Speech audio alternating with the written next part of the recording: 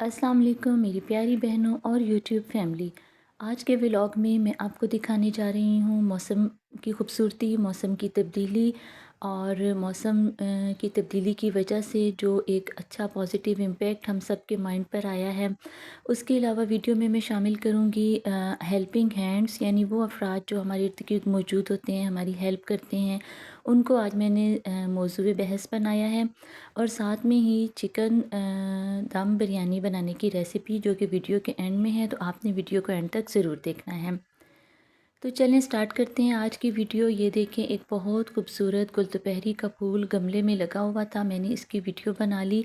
ये स्कूल के गमले में ही था। और वैसे तो मौसम जो है वो चेंज हो चुका है, गर्मी काफ़ी हद तक कम हो गई है, लेकिन ये जो मौसम है ना, इसकी एक अपनी खूबसूरती है। दरख्तों से पत्ते जो है वो गिर रहे हैं। मैं आज जब स्कूल के बेंच पे आकर बैठी ना, तो बच्चों ने छोटे छोटे से ये फूल जो हैं ये मुझे इकट्ठे करके ला के देने शुरू कर दिए, और मुझे ये इतने खूबसूरत लगे। हालांकि आमतौर पर ये दरख्तों पे लगे होते हैं तो हम इनको नोटिस नहीं करते, लेकिन बड़े प्यारे थे। और वैसे आम रूटीन में ना, कितना ही अच्छा मौसम क्यों ना हो, जब गर्मी होती है तो दरख्तों के नीचे बैठना बहुत ज़्यादा मुश्किल हो जाता है।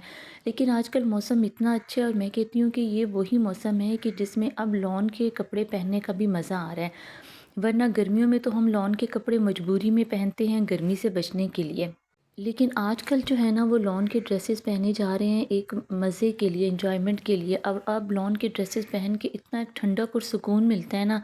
कुछ लोगों ने रेशमी कपड़े पहनने शुरू कर दिए हैं, लेकिन मैं ये समझती हूँ कि एक जो लॉन के ड्रेसेस पहनने का जो है ना, वो मज़ा ही अब आया है, कि जिसमें आपको हल्की फुल्की सी ठंडक भी महसूस हो रही होती है, और एक लुत्फ़ आ रहा होता है।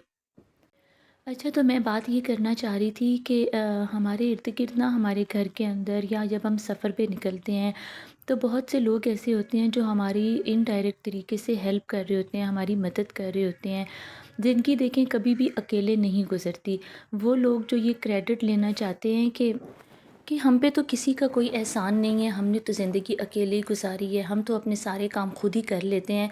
मेरा ख़्याल है कि वो ज़्यादती कर रहे होते हैं, क्योंकि हमारे इर्द-गिर्द कोई ना कोई हमारी हेल्प करने वाला, ताउन करने वाला ज़रूर मौजूद होता है। जैसे कि अब जो फ़ीमेल्स जॉब पे निकलती हैं, कोई ना कोई ऐसा हेल्पिंग हैंड होता है जो कि उनकी हेल्प कर रहा होता है घर के कामों में, पीछे से उनके घर की देखभाल में। और अगर कोई भी हेल्प नहीं कर रहा होता, तो भी मैं ये समझती हूँ कि उनके नेबर्स में कोई या काम वाली या कोई ऐसे अफराद ज़रूर होते हैं जो उनकी हेल्प कर रहे होते हैं। तो इसलिए हमें इतना खुद गर्ज़ हो के हर बात का क्रेडिट खुद को नहीं देना चाहिए। हमारे इर्द-गिर्द बहुत से लोग होते हैं जो हमारी हेल्प कर रहे होते हैं, और हम उनकी कदर नहीं करते। अब मैं आपको एक बात बताऊँ कि मैं कुछ अर्सा पहले ना लोकल गाड़ी पे मैंने सफ़र किया, क्योंकि मुझे थोड़ा-सा ट्रांसफ़र का इशू था, तो मुझे मेरी जॉब जो थी वो दूर थी, और वहाँ सिर्फ़ लोकल गाड़ियाँ ही जाती थीं।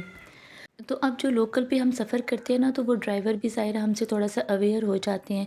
तो एक बार ऐसा हुआ कि जो कैलेंडर भाई थे, उन्होंने ना मुझे गाड़ी के सबसे एंड वाली जो सीट थी ना, उस पर जगह दी।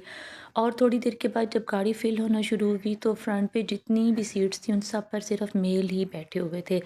मैं ख़ैर फ़ीमेल थी, थोड़ा-सा मुझे डर तो लगा पूरे रास्ते में, जो हूँ दुआ करती गई कि खैरियत हो। लेकिन ये रूट क्योंकि हमारे देखे भाले हैं, तो इसमें इतना ज़्यादा मसला नहीं होता। तो जब मैं गाड़ी से उतरी, तो मैंने ना उनका शुक्रिया अदा किया। मैंने कहा, भाई मैं तो आज पूरे रास्ते ना डरती ही रही हूँ कि पूरी गाड़ी में एक भी जो है ना वो फ़ीमेल सवारी नहीं है। तो वो कहते हैं कि वो कहते हैं कि बाजी, इसीलिए मैंने आपको लास्ट वाली सीट पे बिठाया था, क्योंकि मुझे पता था कि आगे जो है वो सवारियाँ उतरती चढ़ती रहती हैं, तो आपको कोई प्रॉब्लम ना हो। और अल्लाह माफ़ी दे, ऐसा कोई ख़तरनाक केस जो है ना अल्हम्दुलिल्लाह हमारे रूट पे नहीं होता। तो मुझे बहुत ज़्यादा उनका एहसान लगा कि देखें, वो हमारी हेल्प करने के लिए, अगर हम सफ़र पे निकले तो भी हमारी हेल्प करने के लिए लोग मौजूद होते हैं, हमें अपनी सीट दे देते हैं।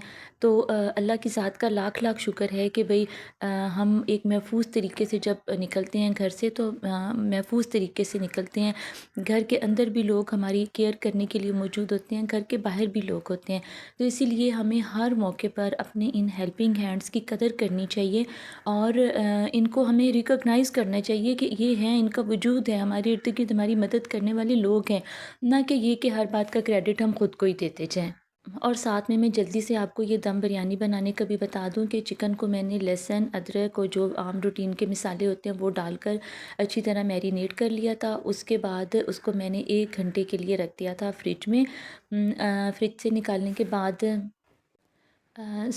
میرینیٹ کر کے میں نے اس میں دہی ڈال دیا. دہی کے بعد میں نے اس میں ڈالی ہے یہ پیاز. پیاز آپ نے ضرور براؤن کر کے ڈالنی ہے.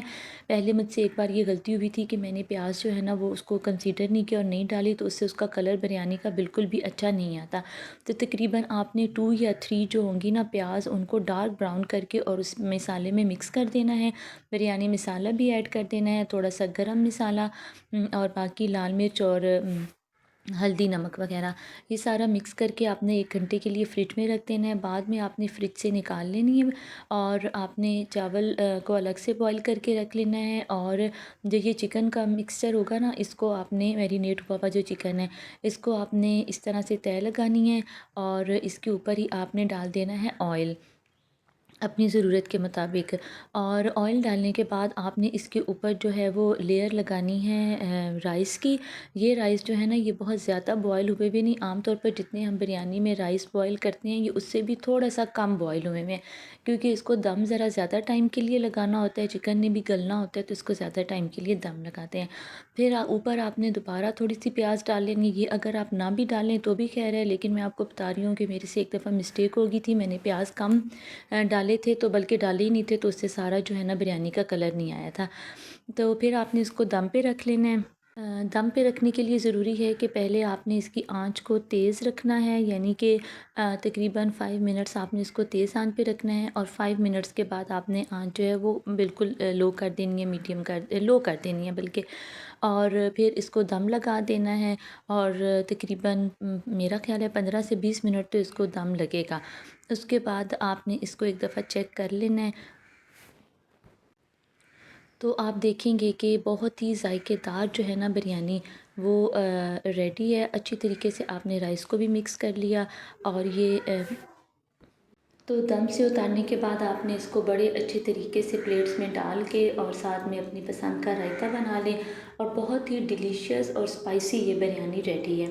تو آپ اس کو گھر میں ضرور ٹرائی کیجیے گا. اللہ